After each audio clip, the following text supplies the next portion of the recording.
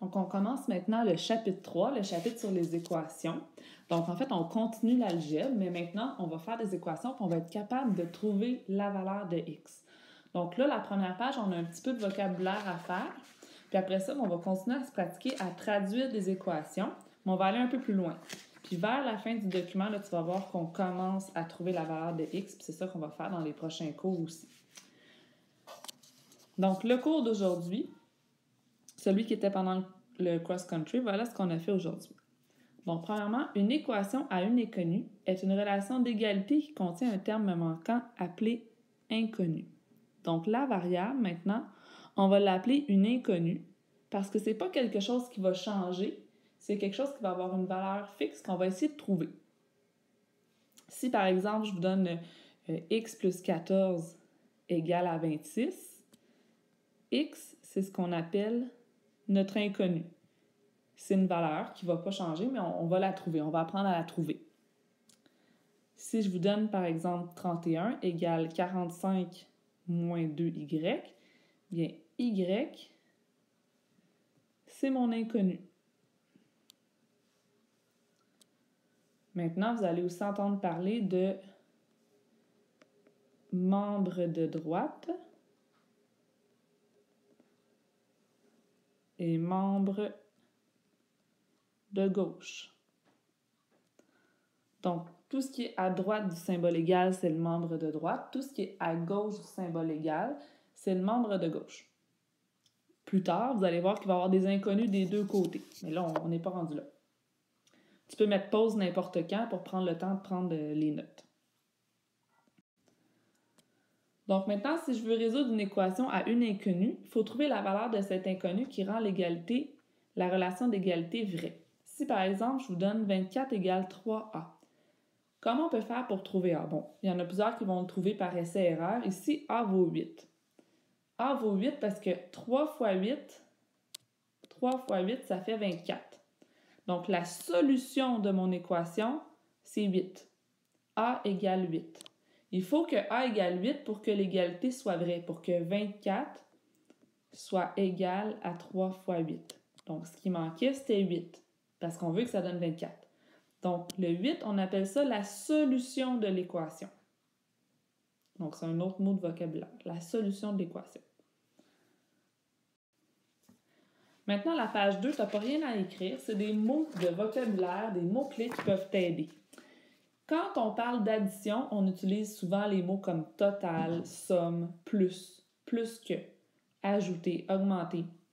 On a aussi des mots qui reviennent toujours pour les soustractions, différence, moins, de moins que, enlever, retrancher, diminuer. Pour les multiplications, produit, fois, double, triple, quadruplé.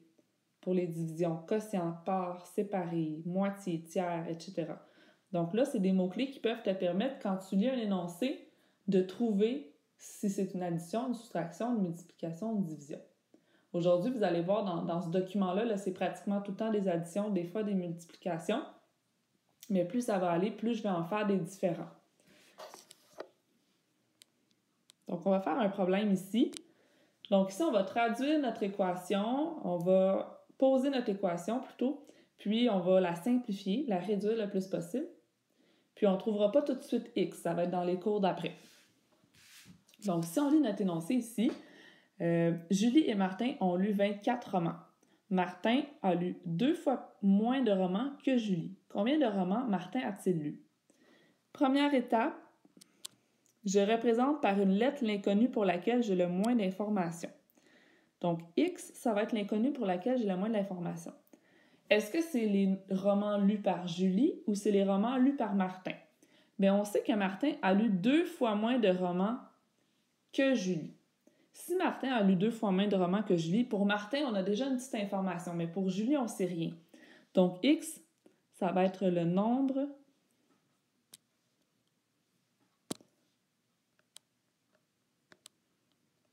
de romans lus par Julie. Ensuite, la deuxième étape, on va utiliser l'inconnu, donc le X, et les mots-clés de la situation pour construire l'expression algébrique qui représente l'autre personne, Martin. Martin a lu 2 fois moins de romans que Julie. S'il en a lu 2 fois moins, bien, il en a lu la moitié. Si, par exemple, Julie en a lu 12, bien, Martin en aurait lu 6. On ne le sait pas encore, là, mais ça serait quelque chose comme ça. Donc, x sur 2, la moitié moins, 2 fois moins, c'est le nombre de romans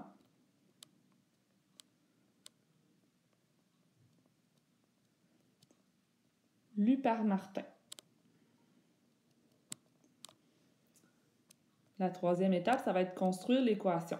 Là, tu vas voir, il y a une petite information de plus que ce qu'on se faisait avant. On dit qu'il a lu 24 romans au total. Ils ont lu 24 romans au total.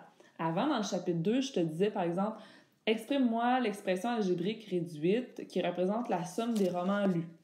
Mais là, on sait cette somme-là, elle est égale à quoi? Donc, si on écrit l'équation, ça serait que x plus x sur 2, donc la somme des romans lus par Julie et Martin, c'est-à-dire x plus x sur 2, ça, on sait que c'est égal à 24. Ce qu'on ne savait pas dans notre chapitre sur l'algèbre. Là, maintenant, dans notre chapitre sur les équations, on connaît le total. Ça va nous permettre de trouver la valeur de x. Donc là, si c'est possible, tu vas réduire ton équation. Donc ici, là, il faut voir que c'est comme 1x sur 1. C'est des fractions. On doit mettre les 2 sur 2. Donc si on fait x 2 en haut puis en bas, ça va faire 2x sur 2 plus 1x sur 2 égale 24. Puis ça se simplifie encore un peu. 3x sur 2 égale 24. Là, ça, c'est l'équation réduite. On va apprendre comment trouver la valeur de x au prochain cours. Là, on continue à faire des exemples comme ça. Là, je te conseille d'essayer les exercices avant d'écouter la suite de la vidéo. Tu peux les essayer un à la fois, mais ça vaut vraiment la peine que tu les essayes plutôt que juste écouter puis prendre des notes. Donc, tu as juste à mettre pause. Ici, si on veut connaître l'inconnu dans l'équation, ici c'est x, y et t. Le membre de gauche, c'est ce qui est à gauche de l'égalité. Donc, 3x plus 2, 1.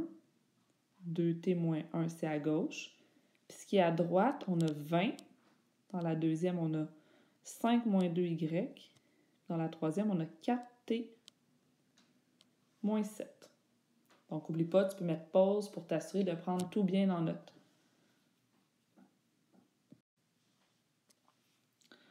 Ensuite, on doit traduire les énoncés en équations. Donc, la somme d'un nombre et x et de 10 donne 15. Donne 15, ça veut dire que ça va être égal à 15.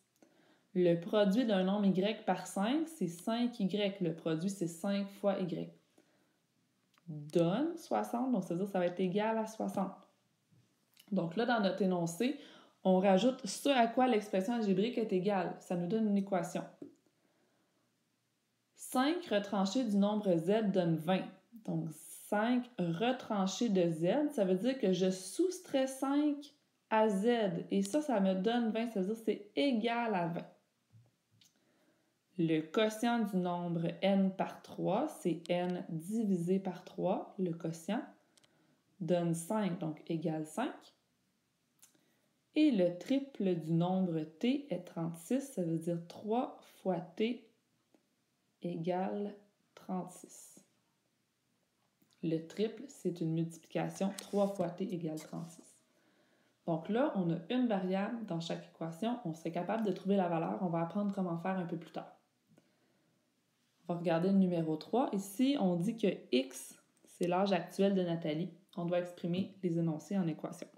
Dans 10 ans, Nathalie aura 25 ans. Bien, dans 10 ans, elle aura 10 années de plus. Donc, si en ce moment, elle a x années, dans 10 ans, elle aura x plus 10 années.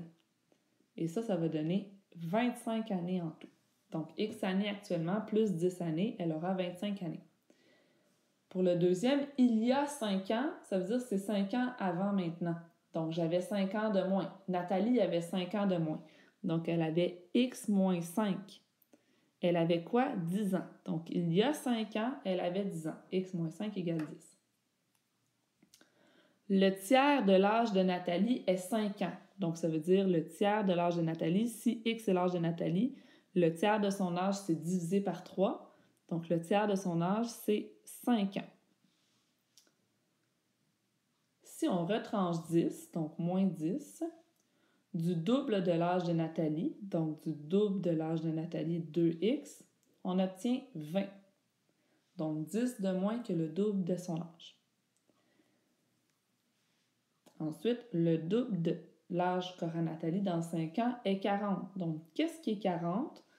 Le double de l'âge qu'aura Nathalie dans 5 ans. Le double de son âge dans 5 ans. Donc, il faut mettre son âge dans 5 ans entre parenthèses. En ce moment, elle a X années. Dans 5 ans, elle va avoir X plus 5. Puis tout ça, mais ça va être le double de tout ça. Donc, fois 2. Fois 2.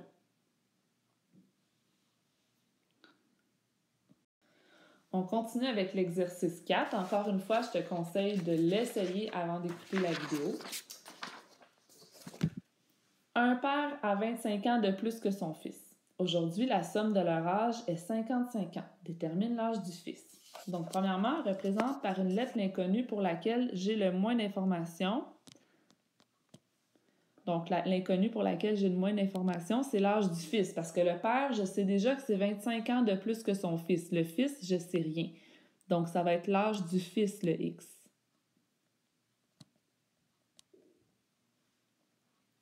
Deuxièmement, j'utilise l'inconnu et les mots-clés de la situation pour construire les expressions algébriques qui représentent les autres données que je cherche. Donc, l'autre qu'on cherche, c'est le père.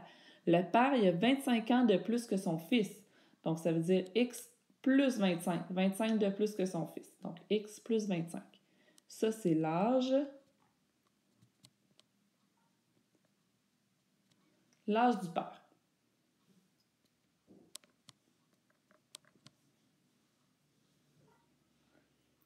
Je construis les deux membres de l'équation. Donc, on sait que la somme de leur âge aujourd'hui, c'est 55 ans. Donc, la somme de leur âge, ça va être X plus X plus 25. La somme de leur âge va être 55 ans. Donc, ça, c'est mon équation. Mais je dois absolument la réduire.